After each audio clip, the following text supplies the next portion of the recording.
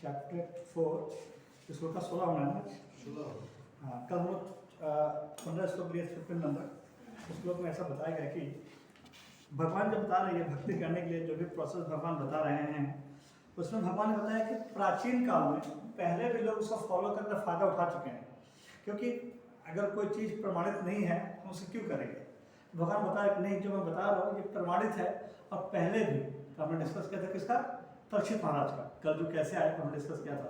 तो परीक्षित महाराज इनका जो परिवार था ये सब कृष्ण के भक्त थे, चाहे 5 पांडव हो, परीक्षित महाराज हो या जो भी है, सभी के सब भगवान के भक्त थे। तो यहाँ भगवान ने बता रहे कि प्राचीन काल में जो जिन्होंने इसको फॉलो किया वो सब प्रोसेस करके सब भक्त बन चुके हैं और अपने घर यानी गोलोक वृंदावन जा चुके हैं। तो नेक्स्ट श्लोक आज हम बोलेंगे श्लोक 16। बोलो, किम कर्म किम अकर्म इति कवय अपि अत्र मोहितः तत्तः कर्म प्रयच्छामि यत् ज्ञात्वा मोक्षसे अशुभात्। कर्म क्या है और अकर्म क्या है इसे निश्चित करने में बुद्धिमान व्यक्ति भी मोहग्रस्त हो जाते हैं। अतः मैं तुमको बतलाऊंगा कि कर्म क्या है, जिसे जानकर तुम सारे अशुभ से मुक्त हो सकोगे। तो भगवान बताने वाले हैं कि कर्म अकर्म क्या है। ठीक है, नेक्स्ट होगा 17 नंबर। कर्मणः हि अपि बोद्धव्यं च विकर्मणः अकर्मणः च बोद्धव्यं गहना कर्मणः गतिः। कर्म की बारीकियों को समझना अत्यंत कठिन है, अतः मनुष्य को चाहिए कि यह ठीक से जाने कि कर्म क्या है, विकर्म क्या है, अकर्म क्या है। तो 3 चीज है, क्या क्या? कर्म, विकर्म, अकर्म।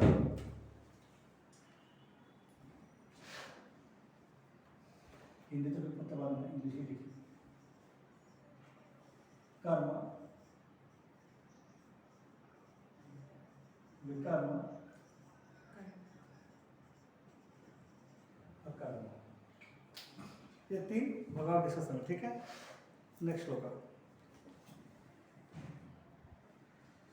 कर्मणि अकर्मः यः पश्येत् अकर्मणि च कर्म यः स बुद्धिमान मनुष्येषु स युक्तः कृतस्तः कर्मकृतः। जो मनुष्य कर्म में अकर्म और अकर्म में कर्म देखता है वह सभी मनुष्यों में बुद्धिमान है और सब प्रकार के कर्मों में प्रवृत्त रहकर भी दिव्य स्थिति में रहता है। तुम सब पढ़ो। कृष्ण भावनामृत में कार्य करने वाला व्यक्ति स्वभावतः कर्म बंधन से मुक्त होता है। उसके सारे कर्म कृष्ण के लिए होते हैं, अतः कर्म के फल से उसे कोई लाभ या हानि नहीं होती। फलस्वरूप वह मानव समाज में बुद्धिमान होता है, यद्यपि वह कृष्ण के लिए सभी तरह के कर्मों में लगा रहता है। अकर्म का अर्थ है कर्म के फल के बिना। निर्विशेषवादी इस भय से सारे कर्म करना बंद कर देते हैं कि कर्म फल उसके आत्म साक्षात्कार के मार्ग में बाधक न हो, किंतु सगुणवादी अपनी इस स्थिति से भली भांति परिचित रहता है कि वह भगवान का नित्य दास है, अतः वह अपने आप को कृष्ण भावनामृत के कार्यों में तत्पर रखता है। क्योंकि सारे कर्म कृष्ण के लिए किए जाते हैं, अतः इस सेवा के करने में उसे दिव्य सुख प्राप्त होता है।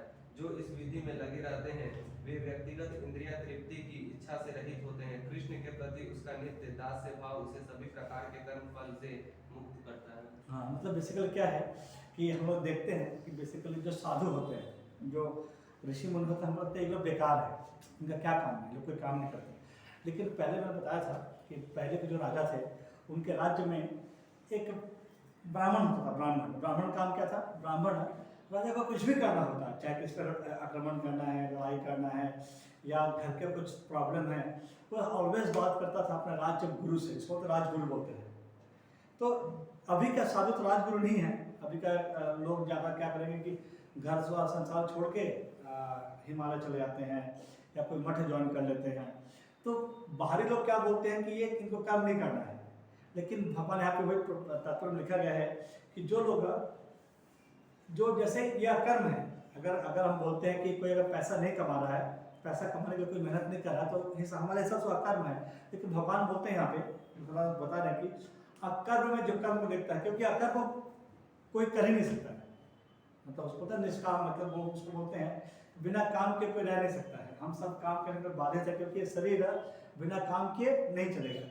तो यहाँ पे भगवान ये बता रहे कि, या भगवान ये बता रहे कि जो व्यक्ति अकर्म में कर्म देखता है, यानी अगर हम ये समझ जाए कि जो ऋषि मुनि हैं, ये जो प्रभु जो लोग हैं, हमको लगता है कि ये लोग दुनिया संसार छोड़ के कोई काम नहीं कर रहे हैं, इनसे बड़ा कर्म कोई नहीं कर रहा, और ये जो कर्म कर रहे हैं उस कर्म का फल इनको नहीं लगेगा। हम जो भी कर्म करते हैं, हम अगर संसारिक कर्म कर रहे हैं तो हमारा फल उसको मिलेगा, क्योंकि हमने गुस्सा में किसी को गाली दिया, या द्वेषवश किसी का बारे में बुरा सोचा या बुरा कहा, इसका फल मिलेगा हमारे को। लेकिन जो लोग कृष्ण भावना में, जैसे प्रभु जी का क्या होता है, मान लो प्रसाद कम पड़ गया, एग्जाम्पल बता रहा हूँ मैं, और उस प्रसाद कम पड़ गया तो किसी को हमने कुछ बोल दिया, तो वो भी डांटना ही है, बोलना ही है, लेकिन उसका उनको फल नहीं मिलेगा, क्योंकि वो जो कार्य करते हैं वो कृष्ण भावनामृत यानी कृष्ण की सेवा के लिए होता है, लेकिन हम जो काम करते हैं वो अपने नेतृत्व के लिए होता है। तो जो उनके हिसाब से, मतलब हमारे हिसाब से जो अकर्म है, एक्चुअली वो बहुत बड़ा कर्म है। समझ रहा क्या बोल रहा हूँ? मतलब हमारे हिसाब से लगता है कि नहीं, जैसे मैं पहले सोचता हमेशा कि जो यंग लड़के मठ ज्वाइन करते हैं, यंग लड़के मठ ज्वाइन करती हैं, बेसिकली इनको काम करने का मन नहीं होता, काम चोरी के लिए कोई बोलता है कि नहीं मैं हिमालय जा रहा हूँ, या कोई मठ ज्वाइन कर रहा हूँ, तो मुझे लगता है पर्सनली ऐसा कि सब काम चोर है, वो काम नहीं करना तो काम नहीं करने का बहाना खोज रहा है। लेकिन यहाँ भगवान ने बता रहे कि अकर्म में जो कर्म को देखता है, और बाहरी दृष्टि से हम कर्म कर रहे हैं, आपको बाहर से कोई देखे, हाँ राजेश 9 बजे ऑफिस जाता है, 6:30 बजे घर आता है, कितना कर्म कर रहा है, लेकिन आध्यात्मिक दृष्टि से या भगवान की दृष्टि से वो क्या है, अकर्म। क्या है? अकर्म, क्योंकि उनको भोगना पड़ेगा। अगर हम कुछ भी करते हैं ऐसा जो भगवान से संबंधित नहीं है, उसका फल भोगना पड़ेगा, अच्छा या बुरा भोगना पड़ेगा। तो अच्छा भोगने में क्या प्रॉब्लम है? बुरा भोगने में तो ठीक है, बुरा भोगने में तकलीफ होगा, हमारे को पता है। अच्छा भोगने में क्या प्रॉब्लम है, कौन बताएगा? अच्छा भोगने में तो स्वर्ग में जाएंगे। हाँ, तो क्या प्रॉब्लम है? वो भी तो भोगने होंगे, वो फिर नीचे आना पड़ेगा। हाँ, प्रॉब्लम ये है कि अच्छा भोगेंगे, अच्छा करेंगे, अच्छा मिलेगा, बुरा करेंगे, बुरा मिलेगा, लेकिन मिलने के बाद फिर से यही आना पड़ेगा। स्वर्ग का जो मिनिमम टेन्योर होता है, अगर मान लो कि अच्छा काम करता है तो स्वर्ग का मिनिमम टेन्योर है 10,000 ईयर। कितना?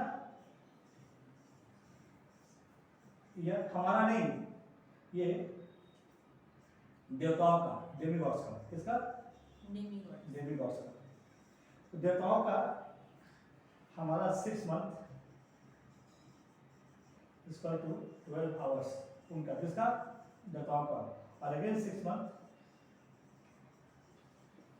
Again 12 hours. 1 year is equal to 1 day. हाँ, तो हमारा 1 ईयर इक्वल टू 24 आवर्स देवताओं का। तो इसके साथ आपको 10,000 साल देवताओं को मिलेगा, तो जोड़ लो कि हमारा यानी इसमें 365 हो जाएगा। कितना हो जाएगा? 365।